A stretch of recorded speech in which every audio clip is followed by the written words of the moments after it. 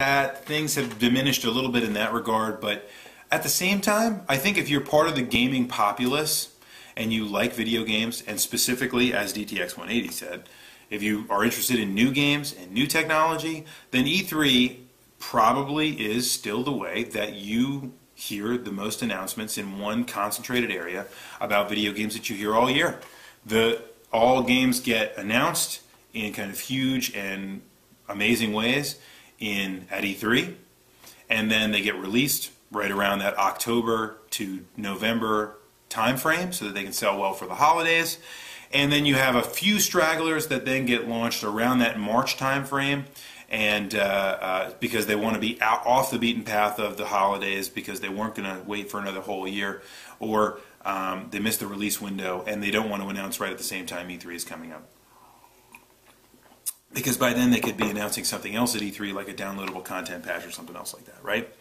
So, with that being the cycle still, I think E3 is a force to be reckoned with, which is what I think Backfire is talking about in terms of attracting attention. E3 still is a major point of attention for the video game industry. And I'm not sure I understand exactly what it means by the volume's turned down, but if the volume has turned down, it's because people largely spend a ton of time on the internet, I think, scheming up these ideas about what's going to happen at E3. Even here at the Clan of the Grey Wolf, when we did our Echo Screen Live right before E3, we had a lot of different answers, although I have to say, sometimes it sucks being right all the time. I really didn't feel like we were going to see a lot of change at this E3, and guess what? We didn't. There wasn't a whole lot of change at this E3. There weren't a lot of earth-shattering announcements. We ended up instead getting a very kind of down-to-earth show. And I will say this, I actually really liked E3 this year. I thought the coverage was good. I thought the games were very good.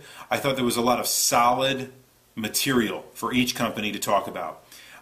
With the weakest, and I hate to say it because I know all of you out there are thinking I'm just bashing on them, the weakest presentation for me still was Sony. I'm really not interested in the Wonder Book whatsoever. Don't see any real experience to be gained with that, besides the fact that they can, perhaps get some children using it.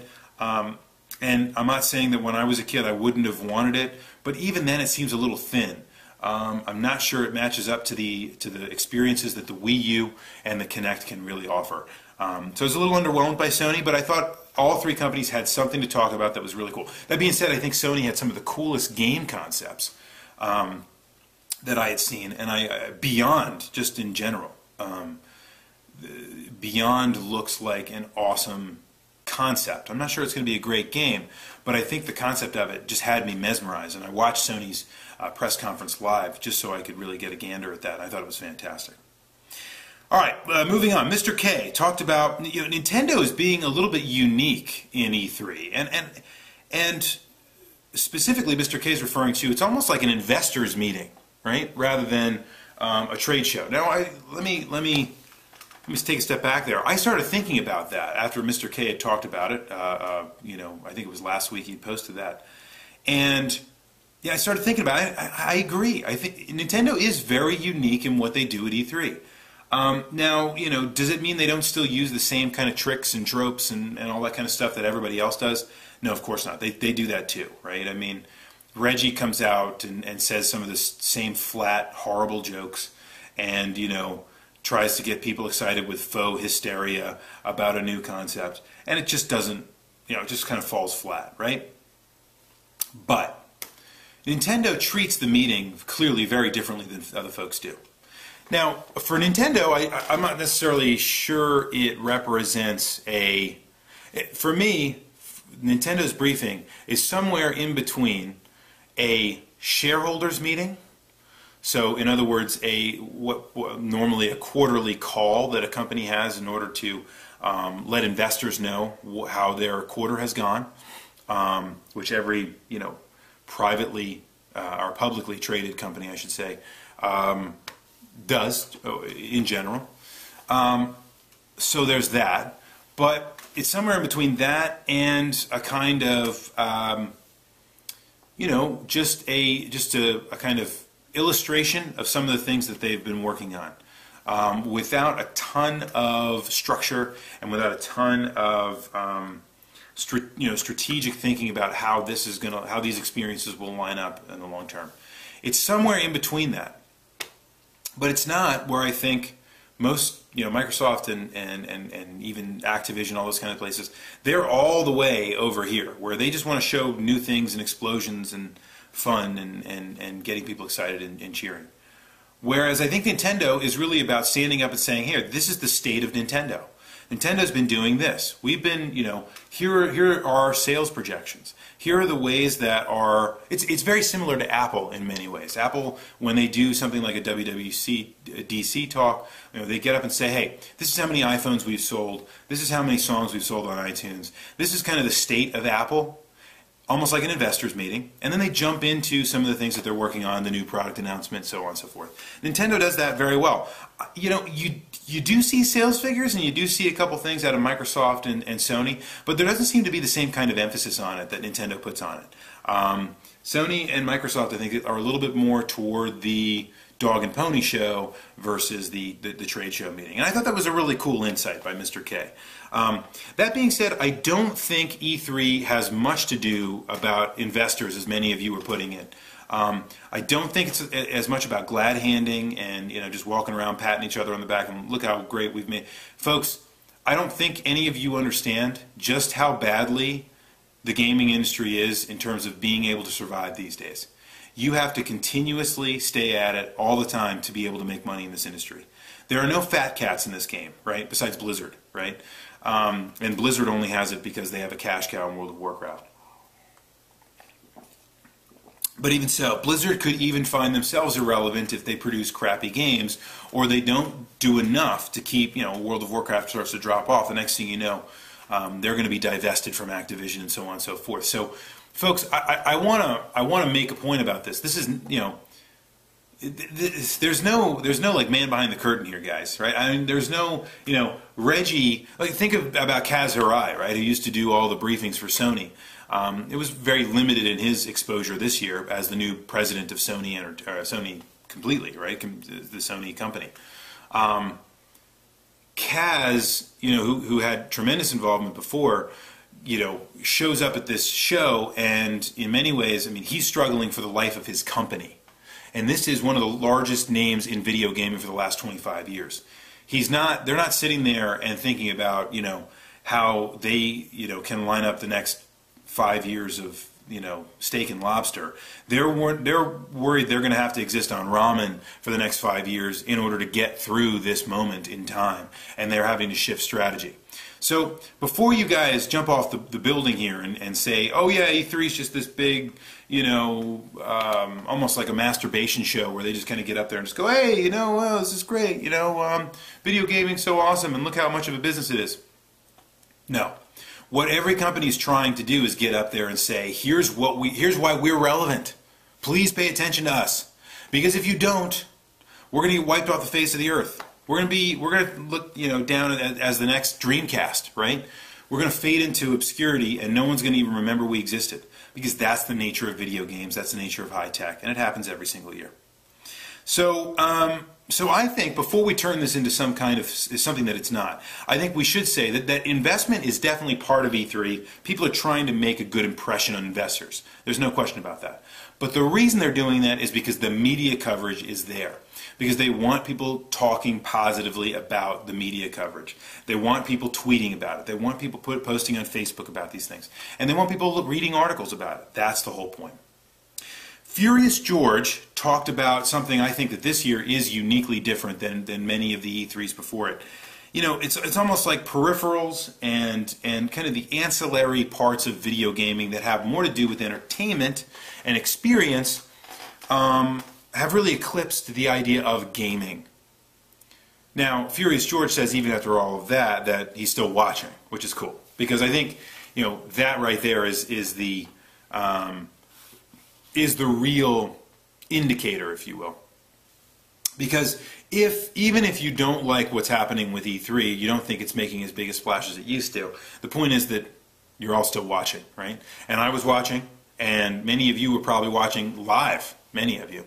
And so there is a kind of, even if it is, the peripherals have kind of taken over, and the games are almost second place. And we as gamers, especially those of us that like to play a lot of the newer games, are, we're not being paid attention to. We're not being paid enough attention to. We're still watching. But another interesting point here is that really this was a year where gaming almost took a back seat, in my opinion. Not that there weren't great games there. There were great games at E3. But this year was about experience, and this year was about the idea of enjoying home entertainment, of which gaming is one vein, right? Home entertainment could be something like the Wonder Book from Sony. Home entertainment can look like, some of the casual Kinect games that are more geared toward learning or more geared toward exercise with the Nike Plus stuff, right? All those kinds of things. There are experiences, Smart Glass, right? Microsoft Smart Glass. Now tying that in with Surface, those kinds of things. The idea of tying all these things together into cohesive experiences across many different media are clearly the focus of many, if not all, of the companies out there right now that are not dedicated to just producing another game, right?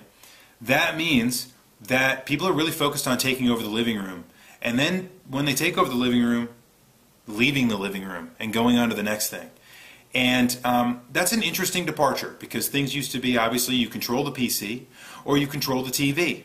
Now that's not good enough. Now people want to be able to control the PC, the TV, the mobile device, right, wherever you go, and have those experiences be able to travel with you, whether it's experiencing video, whether it's socializing, whether it's playing video games, whatever the case might be. People want you to be able to do all of that regardless of where you are. And in many ways, I found this to be the most profound and interesting part of E3. It's why, for me, I thought it was a great E3. So, this year did the peripherals and everything else take over? Yes. But just like, if you go to WWDC, I think it was last year, the theme was back to the Mac, right, for Apple. It's not that they ignored it or they gave up on it, it's just they were focusing on other things. Right now the game industry is focused on building the life cycle of their consoles. Right now the industry is trying to create new experiences that go beyond the experiences we've had, knowing that graphical capabilities aren't really getting that exponentially better. And three, that the experiences are what are going to keep that niche market there, but also going to bring in all of these other markets that are going to come into gaming, because they go, wow, I want to be able to yell at my TV and make it do stuff. Okay, well, I need to get a connector. I need to get, a Wii U where I can talk to it, right? In any case, the idea of those entertainment experiences are very, very, very important. And lastly, the last comment I want to look at is from Mr. Mallard, one of our new folks, really saying that E3 is still doing what it's intended to do, despite the best efforts of the internet to kind of spoil news and to keep the continuous news cycle going. Because now video gaming is kind of like NFL football, right? There is no off season. There is no place where things just go completely into hiding and no one's talking about anything in regards to gaming. People are talking about gaming almost all the time now, right? Hence the need for something like, I don't know, Clan of the Grey Wolf. In any case, I think this is a good point. For all the things that you guys talked about in terms of it not living up to what it's expected to be, and it's that it's still cracked up to be, or all it's cracked up to be throughout the years, I think it's fair to say E3 is still doing what it was designed to do. It's still making the huge splash. It's still making everybody think about gaming in a more concentrated way for a week or so. And it really gets people excited about things that are to come, whether or not they're going to release in a month, 3 months, 6 months, a year, right? And we had several examples of that this year. That bleeds nicely into my own opinion. So is E3 all that it's cracked up to be? When I wrote this question and when I asked this question, I thought for sure that I was going to be coming down with you guys and saying, no way is it all that it's cracked up to be. And in many ways, I think it's not. If you look at the media coverage, if you look at the things that are getting announced, if you look at the way that if you follow video games on a yearly basis and you get into everything, a daily basis all across the year, E3 is just another interesting blip on the radar, while it's not necessarily the biggest event of the year.